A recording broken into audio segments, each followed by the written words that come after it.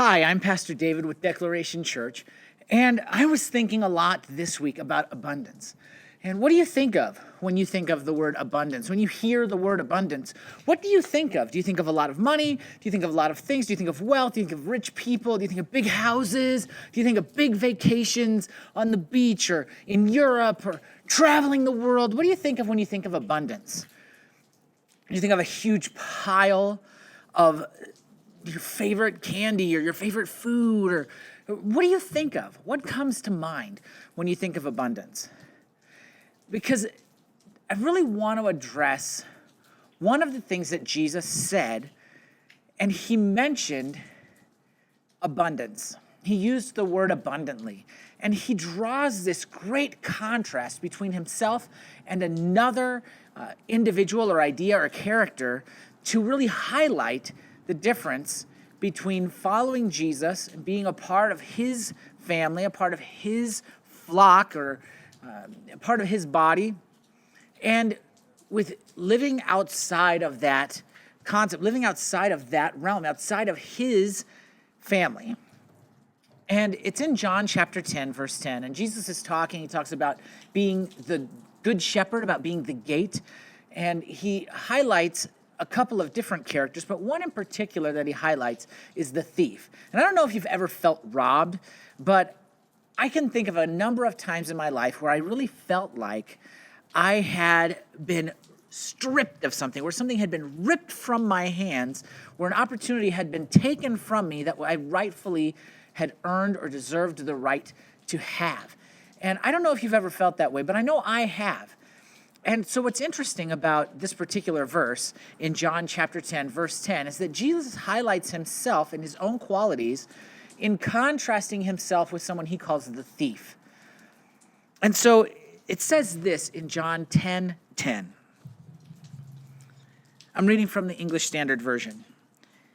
The thief comes only, so his only purpose, the only thing the thief is there to do, the one set of actions that he takes. He does nothing else. This is all he's focused on. Only to steal, kill, and destroy. So he only comes to wreak havoc.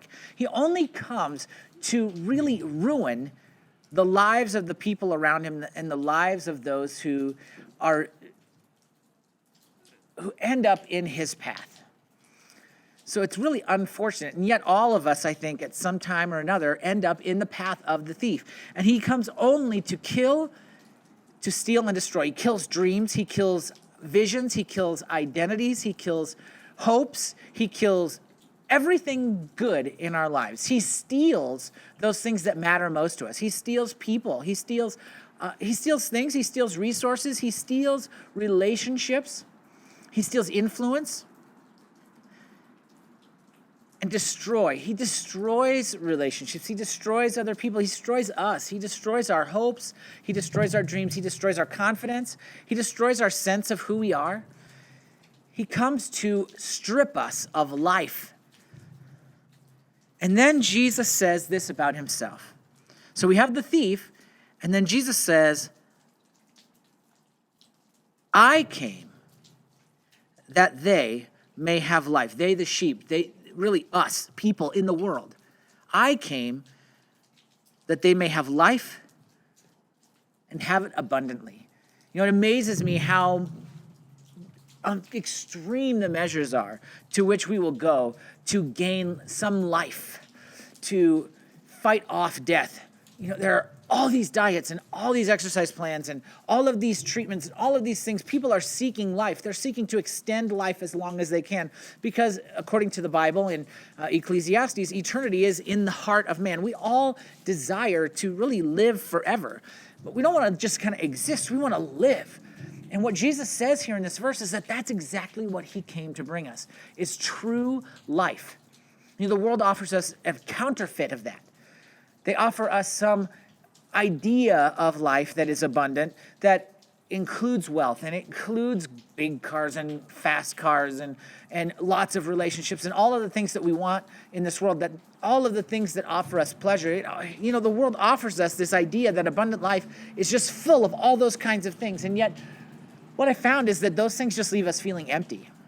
Everything the world has to offer us, no matter how much of it we get, leaves us feeling empty.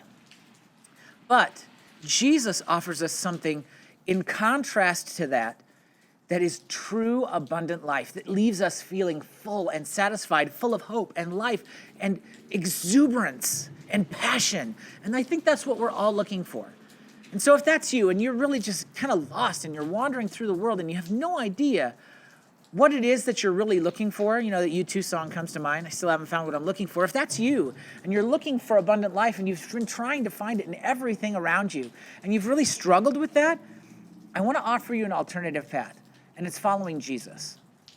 Maybe you think you've tried the church thing. That's not necessarily following Jesus. That may not be a true picture of what Jesus is offering. But following him is where I found abundant life. It's where I found it's where I found an identity. It's where I found who I am. I've begun to discover who I've been created to be, and I see this passion and this hope that I feel in life. I actually have this exuberance to go out and live life. I have abundant life. And other people see it.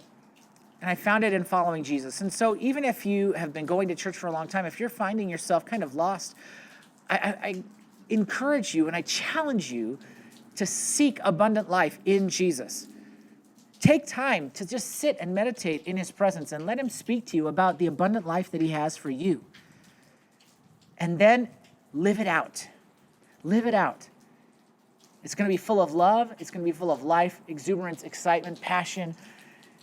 And it's going to be something that not only fulfills you, but honors God and honors others. So I hope that this video has been encouraging to you. I hope you found something challenging in it. If you did, go ahead and give it a thumbs up. If you enjoyed the video for any reason, give it a thumbs up. Give it a like, subscribe to the channel so that you can continue to get this kind of content and learn what God has in store for you in your life today. As always, I'm Pastor David, and I'm out.